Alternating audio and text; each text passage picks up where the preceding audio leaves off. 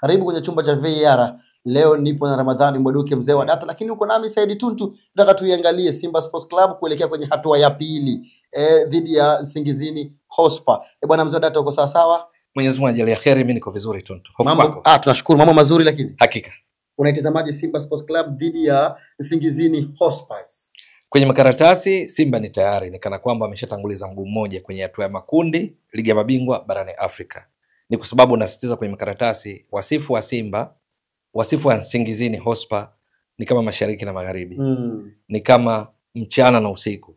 Zipo nchi mbili tofauti. Ni kama mbingu na ardhi. Hakika, kwa sababu Simba kwenye viwango vya ubora vya CAF kwa mfano, ndio hapa karatasi ninayosema ni klabu namba 5 kwa ubora barani Afrika hivi sasa, ikizidiwa na Al Ahly, ikizidiwa na Mamelodi Sundowns, Esperance de Tunis pamoja na RS Berkane. Lakini Nsingizini Hotspur hawamo katika orodha ya klabu bora barani Afrika, ambapo kuna namba 1 mpaka 75. Ili uingie kwenye orodha lazima wewe umeingia walau hatua ya makundi ya michuano ya klabu ya CAF kwa misimu 5. Ligi ya mabingwa ama kombe la shirikisho. Nsingizini hawajawahi kwa misimu 5. Kwa hiyo ni klabu haimo hata katika orodha, klabu 1 mpaka 75 haimo. Simba ni klabu namba 5. Unaweza kusema Simba amepata mchekea kwenye makaratasi. Ndio maana kila mara mimi najihami nazungumzia kwenye makaratasi. Kwenye makaratasi Simba wanatoka katika ligi kuu Tanzania bara. Ligi namba 5 kwa ubora barani Afrika. Ikizidiwa tu na ligi kuu ya Misri, ligi kuu ya Morocco, ligi kuu ya Afrika Kusini, ligi kuu ya Algeria. Alafu kuna ligi kuu Tanzania bara. Ligi kuu ya Eswatini ni ligi namba 25 kwa ubora wakati tukiingia msimu huu kwa viwango vya CAF. Unaona zipo nchi mbili tofauti. Lakini Nsingizini ni mabingwa wa ligi kuu ya Eswatini kwa msimu uliomalizika 2024-2025. Wao nao kwenye ligi yao kuna timu 14. Sisi hapa pana timu 16. Kwa hiyo sisi mechi 30, Simba mpata pointi 78. Ni performance ya 87%. Kupata pointi 78 kati ya pointi 90 zitokanazo na mechi 30. Watazamaji wako watambue tu kwamba mechi 30 maximum points ni 90. Si ukishinda zote ni 3 mara 30. Sasa Simba kupata 78, ndio maana nasema performance ya 87%. Nsingizini wao ni mabingwa kwao, wamemaliza wakiwa na pointi 60. 60 kati ya pointi 78, kwa sababu kuna timu 14, mechi huwa ni 26 kwa msimu mzima. Sasa katika mechi hizo kupata pointi 60 maana yake ni performance ya around 77%. Kwa kama ni performance kwenye ligi zao, sawa, Nsingizini mabingwa, lakini kwenye ligi yao ambayo ni dhaifu kulinganisha na ligi kuu Tanzania bara, performance yao ilikuwa ni 77%, Simba 87%. Lakini wao ni mabingwa. Hilo tu. Lakini ukienda kwenye kuzuia, walimaliza ligi wakiwa wameruhusu mabao 14. Ndio timu iliyoruhusu mabao machache kuliko timu zote katika ligi kuu ya Eswatini ambayo mechi zake ni 26.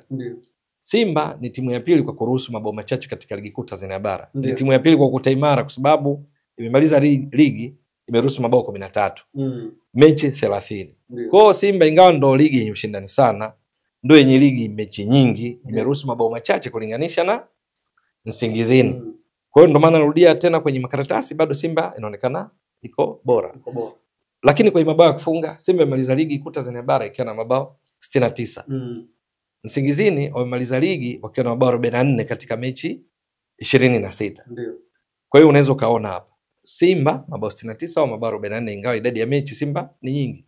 Kwa hiyo kwenye makaratasi bado Simba wako juu. Ukienda kwenye wachezaji mmoja mmoja, Simba na wachezaji wengi wenye ubora wa hali ya juu, wenye kuweza kukupa matokeo uwanjani kulinganisha na Nsingizini. Sawa, Nsingizini wapo akina Dlamini. Kuna majina yanataka kufanana kama na majina kule Afrika Kusini. So unajua kote ni ukanda wa kusini mwa Afrika. Kina Mtetwa.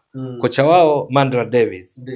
Yeye cheza yake ni kama cheza ya Simba kwa maana kwenye mpangilio wa kikosi 4-2-3-1, kwa maana walinzi 4, viungo wale ukabaji, viungo 3, mshambuliaji kinara 1. Simba vivyo hivyo. Lakini mara nyingi kwa makocha waliopita, hata kocha aliyeshikia kwa muda kwenye makaratasi ni 4-2-3-1, labda kwenye utekelezaji wa hayo majukumu ndio yanabadilika kulingana na kocha mmoja na kocha mwingine. Simba inamiliki mpira zaidi. Nsingizini ni wapambanaji. Wakikutana na Simba kwa vyovyote wao kwenye makaratasi ni timu ya pili. Lakini hili linalotoka kulielezea ni mambo ambayo tunazungumzia kutokana na historia, kwa sababu yashapita. Performance ya Simba ishapita, ni 2024-2025. Kuwa klabu ya 5 kwa ubora barani Afrika ni misimu 5. Nsingizini ni newcomers kwenye hizi kazi. Kwa hiyo uwezo ukachukulia matokeo kwenye makaratasi kwa sababu Simba sio wametoa Gaborone United. Gaborone United haimo katika orodha ya klabu bora. Umeona Simba ilivyo ililazimika kucheza kikubwa ili kusonga mbele. Ushindi 1-0 kule Gaborone nchini Botswana. Kwa Mkapa shughuli ilikuwa nzito. Si ndio? Ikaisha 1-1. Kwa Simba akasonga mbele kwa mabao 2-1, lakini tuliona shughuli ilivyokuwa nzito. Kwenye makaratasi ulijua Simba hapa inajipigia kama sio 5-6. Haiko hivyo kwenye ligi katika michuano hii hakuna hivyo, na Simba walishtuka kwamba wacheze kikubwa wasonge mbele. Ndio maana kuna baadhi ya mashabiki imeshinda lakini hatuielewi kwa sababu wanajisahau. Kwenye ligi ya mabingwa hatua za mtoano huwa hakuna soka biriani, soka sambusa, unatakiwa usonge mbele.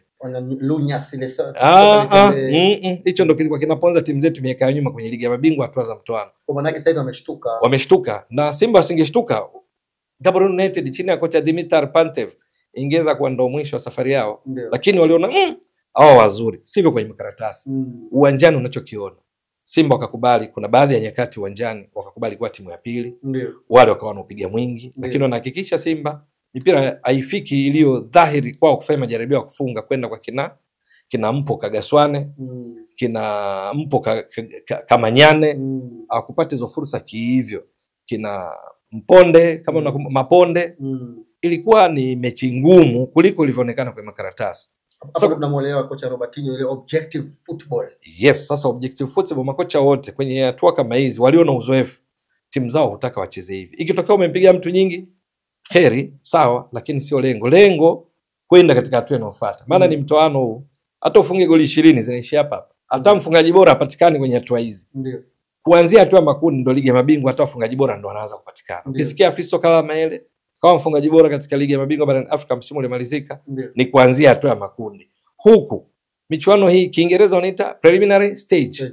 Kiswahili unaweza kuzungumza na ukaeleweka tu kwamba ni hatua ya kuwachuja vibonde zibaki timu za maana ziende makundi. Umeshaona? Sasa Simba kwa kutambua hili, nimeeleza haya, matarajio ni kuona unapoenda kucheza dhidi ya Nsingizini Hotspur. Mechi ya kwanza ni kati ya tarehe 17 na 19 Oktoba kule nchini Eswatini, halafu baadaye kutakuwa na marudiano. Simba hawataingia katika mtego ile tunasema complacence, kujiamini kupita kiasi kwamba hawa vibonde hawa. Ni uwanjani ndo kutaamua kwamba hawa ni vibonde au wazuri. Lazima timu icheze kwa mpango kazi wa kushinda, na wameonyesha hivyo dhidi ya Gaborone United kwamba cheza mpira, ita vyovyote, pira gimbi, pira bovu, vyovyote ita majina mabaya.